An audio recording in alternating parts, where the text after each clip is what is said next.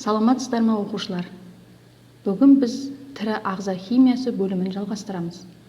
Бүгінгі сабағымыздың тақырыбы дисахаридтердің құрылысы, қасиеттері және қолданылуы. Осы сабағымыздың оқу мақсаты сахарозаның гидролиз өнімін атау және құрылысы мен қасиеттерін сипаттау. Жаңа сабағымызды бастамас бұрын берілген химиялық диктантты орындайық.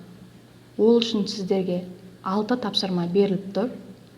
Осы тапсырманы орындау үшін төменде берілген қажетті сөздерді тиісті орнына қойып, сөйлемді толықтыруымыз қажет.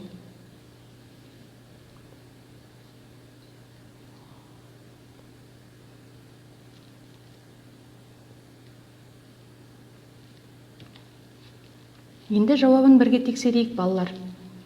Бірінші, глюкоза күміс оксиді және мыс 2 гидроксидімен қыздырғанда әрекеттесіп, глюкон қышқылын түзеді. Екінші, глюкоза тотықсызданғанда спирт сорбит түзіледі. Үшінші, глюкоза көп атомды спирт ретінде карбон қышқылы және мыс 2 гидроксидімен бөлме температурасында әрекеттеседі. Төртінші тапсырмада реакция беріліп тұр. Бұл реакция глюкозаның спирттік ашуының реакциясы. Бесінші тапсырмада тағы да реакция беріліп тұр. Бұл глюкозаның сүт қышқылды ашуының реакциясы.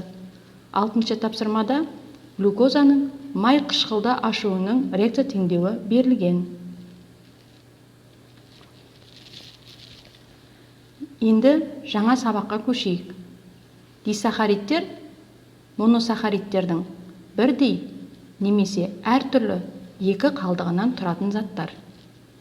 Дисахаридтердің жалпы формуласы С12, H22, O11. Дисахаридтердің маңызды өкілдеріне сахароза, мальтоза, лактоза жатады. Осы үш маңызды өкілі бір-біріне изомер болып келеді. Моносахаридтер бір-бірімен оттек көпіршесі арқылы байланысады. Бірінші берілген формулада оттек дисахаридтердің сызықтық формасы беріліп тұр. Екінші формулада дисахаридтердің циклді формуласы беріліп тұр. Дисахаридтердің маңызды өкілдері ол сахароза болатын болса, сахароза табиғатта кең таралған. Суда жақсы ериді, дәмі тәтті, ақ түсті кристалды зат.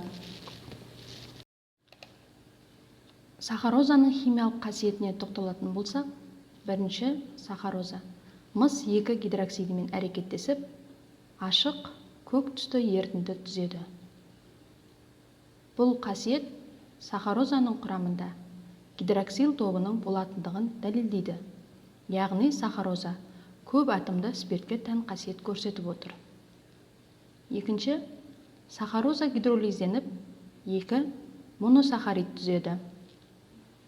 Реакциясы беріліп тұр. Сахароза гидролизденгенде реакциядан көрініп тұрғандай глюкоза мен фруктоза түзеді. Ал дисахаридтердің келесі өкілі мальтоза гидролизденгенде 2 молекула глюкоза түзеді.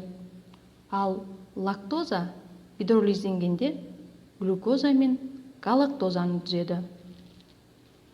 Енді сахарозаның алынуына тоқталатын болсақ, қызылша немесе қант қамысынан алынады. Ол үшін бірінші, қызылша немесе қант қамысын ыстық суда ерітеді. Нәтижесінде қоңырқай түсті сахароза ерітіндісі алынады. Оның түсінің қоңырқай болуының себебі құрамында бөгде қосылыстар болады. Сол бөгде қосылыстардан тазарту үшін әк сүтімен, яғни кальций гидроксидіні қосады. Нәтижесінде кальций сахариді алынады. Кальций сахаридін әрі қарай көміртегі 4 оксидімен өңдейді. Нәтижесінде кальций карбонаты тұнбаға түседі және сахароза ерітіндісі алынады. Осы реакцияның негізгі теңдеуі сіздерге көрсетіліп тұр. Енді сахарозаның қолданылуы. Сахароза кеңінен қолданылады, яғни тағам ретінде және кондитер өндірісінде.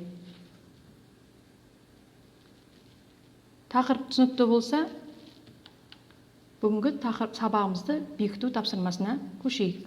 Бірінші, сахарозаның құрамына қандай моносахаридтердің қалдығы кіреді? Екінші тапсырма, дисахаридтер гидролизденгенде қандай өнімдер түзіледі?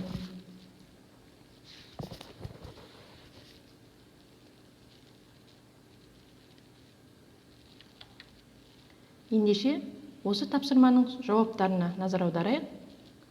Бірінші тапсырманың жауабы: сахарозаның құрамына глюкоза мен фруктоза моносахаридтерінің қалдығы кіреді.